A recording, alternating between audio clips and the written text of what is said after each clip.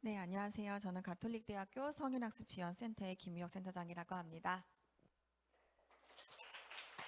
네, 우선 좋은 자리에 초대해 주셔서 너무 감사하고요. 저희가 이제 가톨릭대학교에서 성인학습지원센터라는 라이프 사업에서 시작을 하다가 라이즈를 준비하는 과정에서 가장 어떤 큰 그림을 그리는 부분에 굉장히 많이 고민이 많았어요. 뭐 대학 자체에서도 준비를 하고 있지만 성인학습에 대한 지원의 최종은 취업을 하거나 이직을 하거나 창업을 하는 건데 이 취업, 이직, 창업을 하는 기업들한테 가장 중요한 것이 무엇인지를 조금 고민하게 되었거든요. 그 부분이 결국은 인바운드, 아웃바운드 정책이고 그 안에서 저희 청년들 또는 중장년들이 일자리를 찾아갈 수 있다 생각을 했기 때문에 조금 큰 개념인 글로벌 지산학 센터를 생각을 하게 되고요. 이 부분에 대해서 한 지역이 되는 것이 아니라 인바운드, 아웃바운드는 한 지역이 아니라 여러 지역이 돼야 되는 것이라고 생각을 해서요. 초광역이라는 거버넌스 구축에 대한 사례를 한번 가져왔습니다. 그래서 이미 지금 지산 또는 지학 또는 산학을 하고 있는데 이 중간에 있는 요 가운데 있는 그 점을 과연 학교에서 어떠한 역할을 하면 좋을지에 대해서 조금 고민을 해보았습니다. 네, 순서는 다음과 같습니다.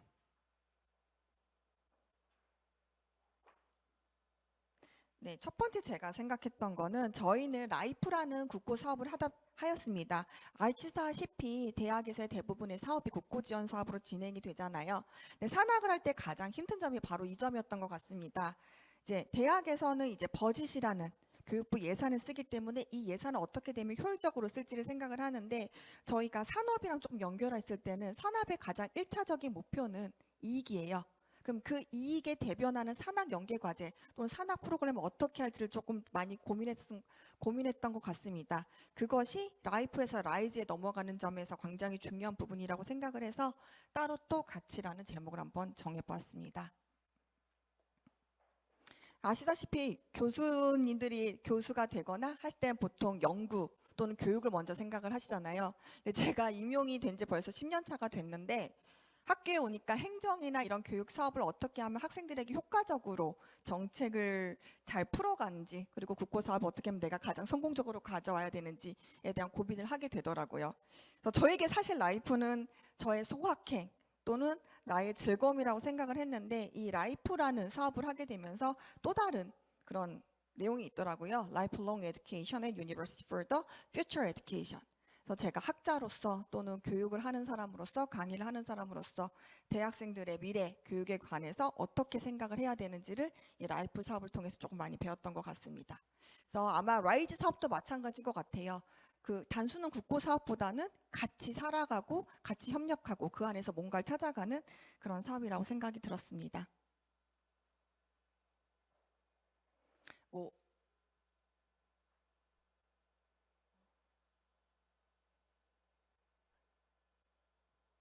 네, 라이프 사업이라는 건요, 평생교육 체제 지원 사업이라는 것이에요. 아마 학력 인구가 줄어들기 때문에 그로 인해서 이제 교육 입학 자원의 부족이 이 성인 학습자의 입학 이라는 또 다른 기회가 되었었고요. 그래서 2008년부터 시작해서 2017년까지 평생교육 체제 지원 사업을 통해서 성인 학습자 즉 직장인들 또는 이제 만학도 전형 지방에서 있는 이제 다시 재교육을 받을 수 있는 분들이 학사 를 받을 수 있는 과정들이 있었습니다.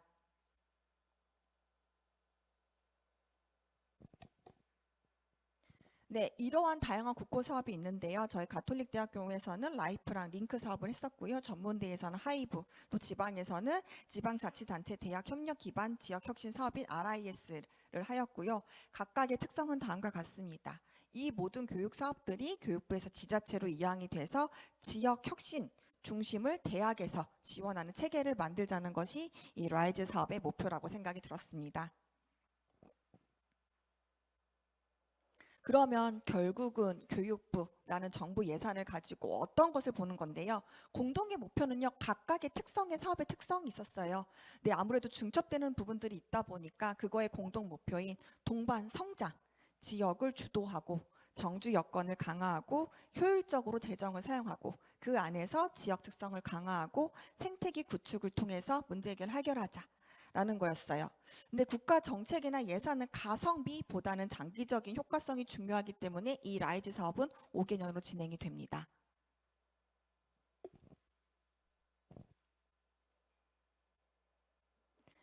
해서 이 라이프에서 라이즈로 넘어가는 이 사업과 과연 지산학이 어떻게 연결되는지를 조금 고민을 해봤어요. 아무래도 기본적인 모델을 가지고 가는 것이 좋다고 생각을 했기 때문에 이 헬릭스 모델을 조금 차용을 하였습니다.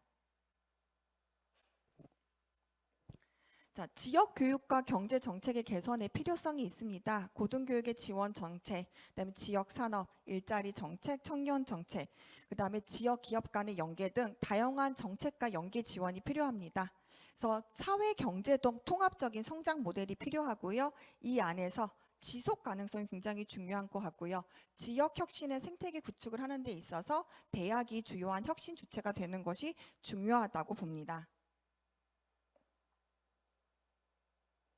그래서 이전에도 있었지만 교육부가 아닌 이제는 지방자치단체와 지역대학과 지역기업 간에서 어떻게 같이 상생하는 생태계를 조성하는 것이 필요합니다.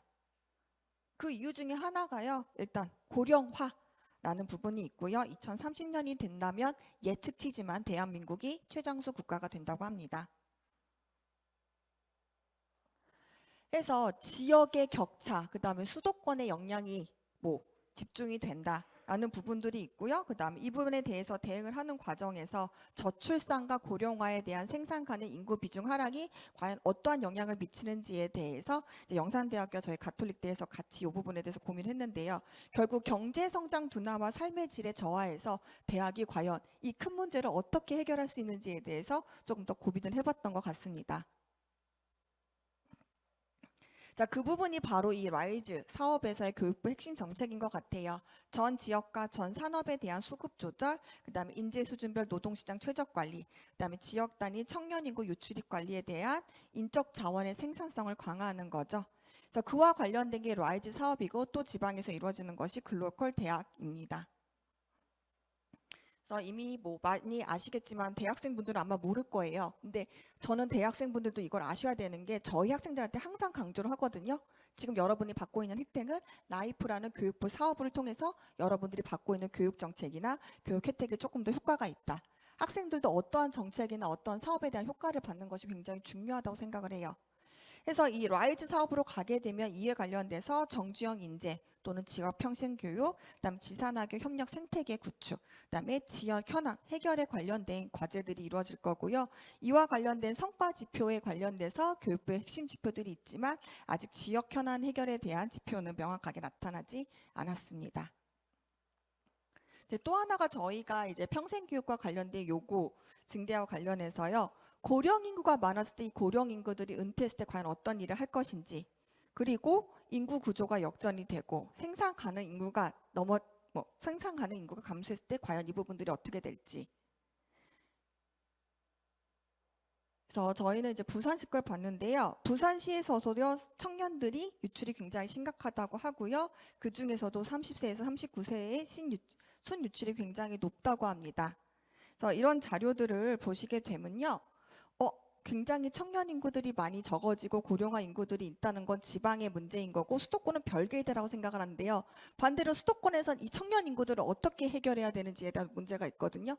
이거는 같이 가는 문제이지 따로 가는 문제가 아니라고 생각합니다. 그래서 제가 첫 번째 얘기했던 게 다르지만 또 같이 가야 된다라는 것이 이 라이즈의 핵심이라고 생각합니다. 그래서 저는 이렇게 정의를 했어요.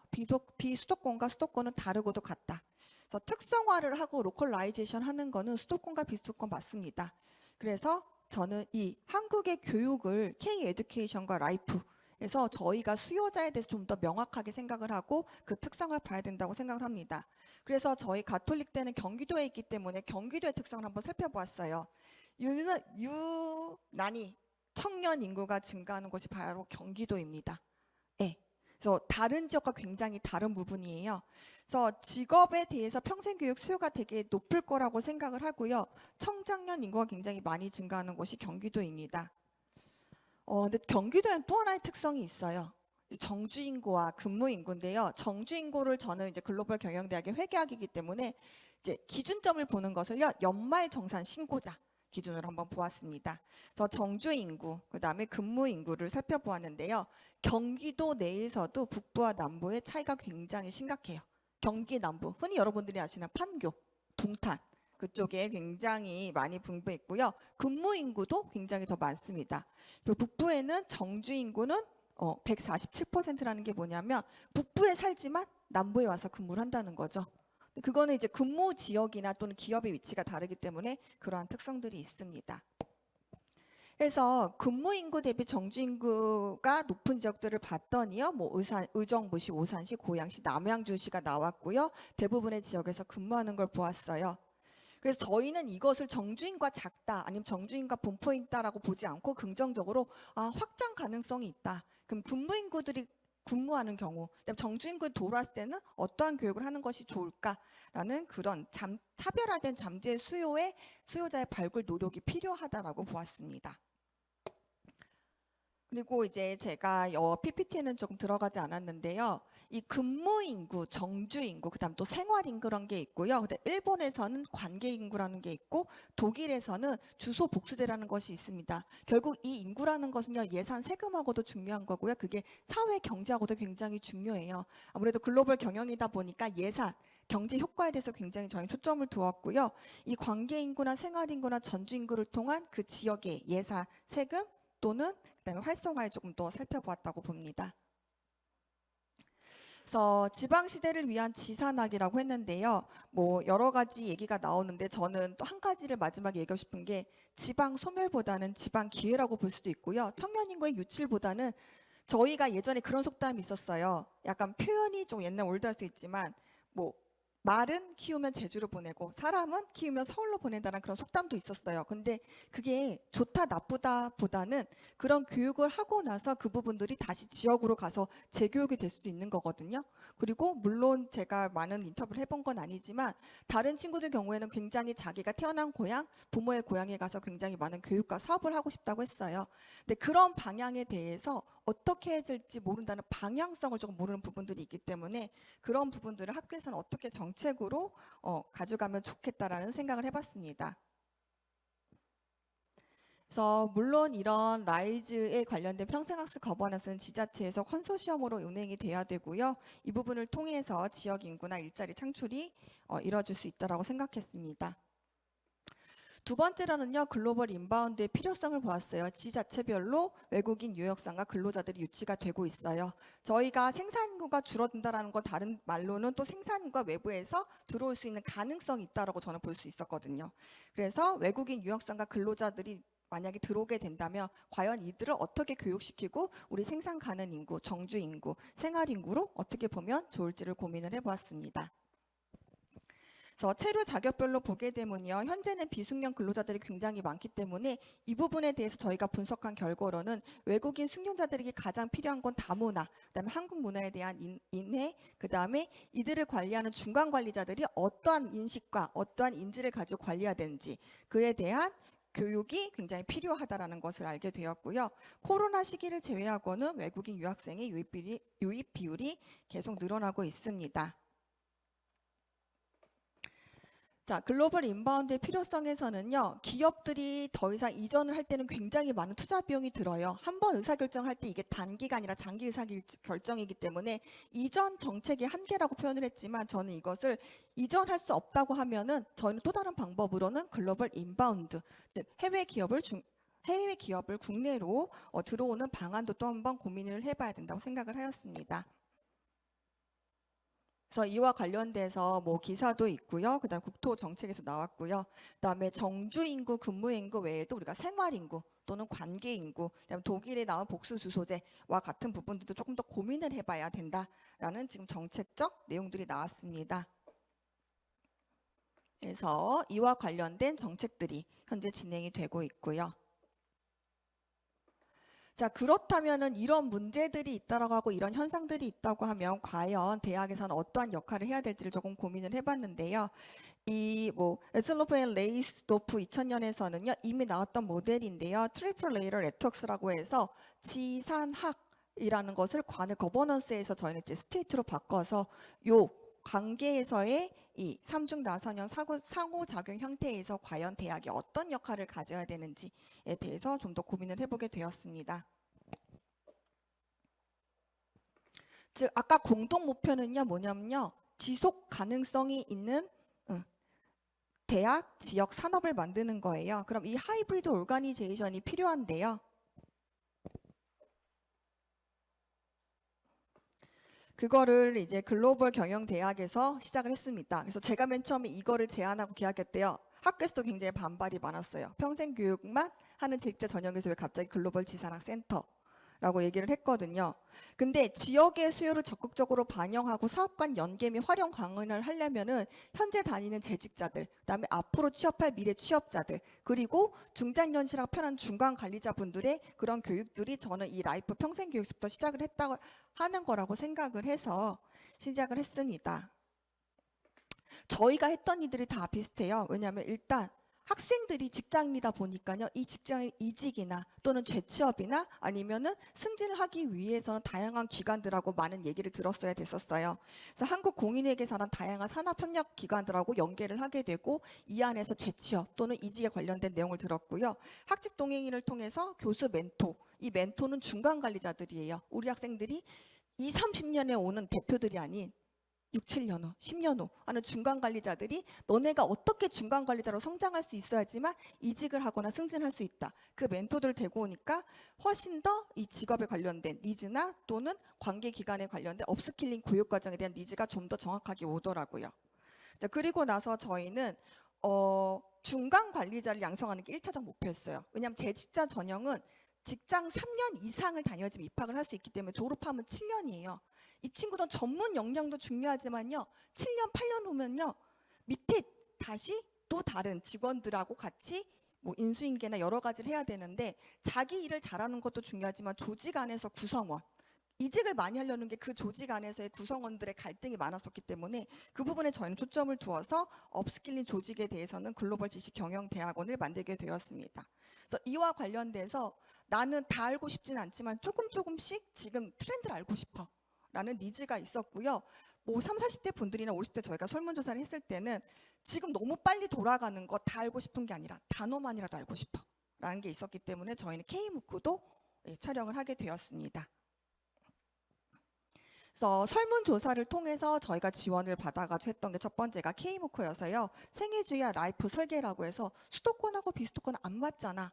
안 맞아도 상관없어요. 20대도 30대 이해해야 되고요. 80대도 20대 이해하듯이 서로가 이해를 해야 되기 때문에 저희는 생애주기, 전주기가 모두가 듣는 라이프 설계 교육과정을 만들었고 그에 맞춰서 4차 산업혁명에 관련된 부분들에 대한 가장 기초적으로 대화식 강의를 촬영하게 되었습니다. 그다음에 지자체와 관련된 게요. 저희가 이 지역 산업에 있는 기관들하고 좀 많이 만났어요. 왜냐하면 저희가 신설이다 보니까 가장 중요했던 게 현실적으로 MOU 실적이었거든요. 그래서 MOU 실적을 가서 얘기를 듣다 보니까 지역에서 산업에서 사람을 뽑으려면 매출이 늘어나야 되는데 매출이 늘어나는 방법은 수출 아니면은 외국 기업하고 연계래요. 그럼 저희가 이 학생들을 취업을 시키거나 이 기업에 있는 뭔가 교육을 하려면요. 이 기업이 성장해야 되는데 성장하는 포인트에서 가장 상위 대개가 인바운드, 아웃바운드더라고요. 그래서 그 부분을 저희가 조금 고민하게 된 것 같아요. 그래서 그게 지역 현안 해결의 과제가 됐었고요. 이런 부분에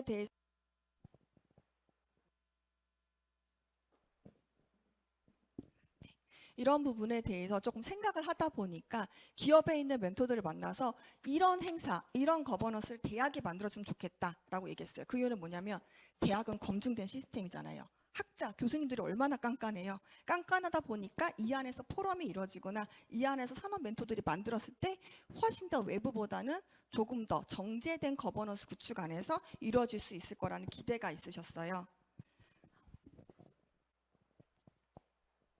그래서 저희가 먼저 만들었습니다. 아직 라이즈 체계가 가기 전에요. 글로벌 지산학 센터라는 것을 만들었고요. 이제 이 하이브리드 오르가니제이션이 이제 2024년도 11월에 개설이 되었고 글로벌 지산학 이제 센터장으로 제가 우선 맡게 되었습니다. 그래서 어떤 것이든 시작을 안 하는 것보다 낫다고 생각을 했어요. 그래서 평생교육의 고도화를 통해서 글로벌 지산학 센터를 만들었고요. 그 만드는 과정에서요. 시작부터 저는 저 혼자 하지 않았어요. 저희 가톨릭대 경기도에서 글로벌 기업들을 모아서 어떤 내용 했을 때 혼자 하기에는 사이즈가 너무 크다라고 생각을 했고 여러 지역에 조금 퍼졌으면 좋겠다고 생각해서요.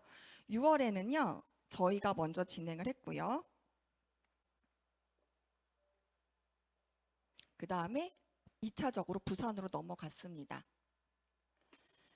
해서 이미 뭐 외국인 유학생도 유치를 해야 되고요. 글로벌 인바운드로 해서 기업이 이전하기보다는 기업이 협력하는 게 필요한 거고요. 그다음에 라이즈 체제로 전환하게 되면 대학도 예산, 정책, 교육부 사업이라는 것도 있고 산업하고 어떻게 연결되려면은 그 부분에 펀드 조성도 필요하거든요. 그래서 저희는 대학에서 기업을 유치하기로 했습니다. 그런 해외 사례는 굉장히 많았어요. 저희는 가톨릭 대학교는 이번에 칭화대 기술지주회사와 업무 협약을 했습니다. 지산학센터에서. 그 이유 중에 하나는요.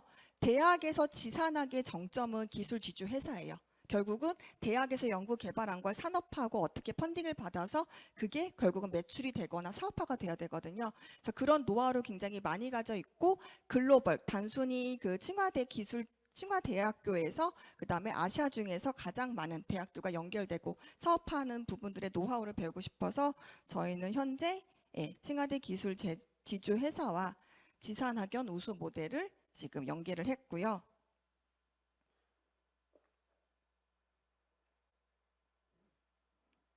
제가 맞는 시간이 지금 한 5분 정도 남았으니까 저희가 바라보는 것은 다음과 같았어요. 이 지산학연의 연계 협력 고버넌스를 하는 게 뭐냐면 결국은 양쪽에 있는 노하우를 가지고 오는데 단순히 벤치마크하는 게 아니라 실제적으로 해외 기업이 인바운드 할 때 원하는 조건과 국내 기업이 이 기업과 협력할 수 있는 그 인바운드 조건을 맞추는 거, 그 맞추는 과정에서 필요한 교육 과정을 대학에서 하게 되고 대학에서 할 때 그것을 나노 디그리든 아니면 비학이든 학위 과정으로 연계해야지 이제 노동을 재생산해서 보낼 수 있는 그 구조가 이루어지.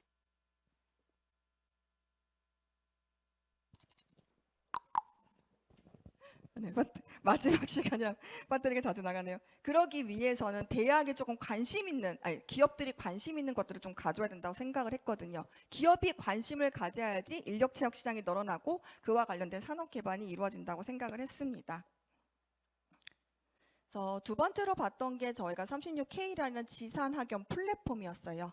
그래서 저희도 이 플랫폼과 관련해서 어떻게 하면은 산업과 연계를 시킬 수 있고 외국인 학생이 단순히 오는 게 문제한 게 아니라 외국인 학생 유치했을 때 어떠한 질 관리가 필요한지 교육의 질 관리와 이 학생들의 니즈를 맞추는 부분들이 굉장히 중요하기 때문에 그런 프로그램을 저희가 단순히 따오는 것이 아니라 그 프로그램을 어떻게 우리 학생들에 맞춰서 진행할 수 있는지를 좀 고민을 해보았습니다. 그래서 해당 사례를 영산대학교에서도 같이 진행을 하였고요. 그래서 형세 영산대학에서는 북경대와 칭화대의 창업 과정을 그 경남형 산업으로 어떻게 풀어나갈지를 진행을 하고 있습니다.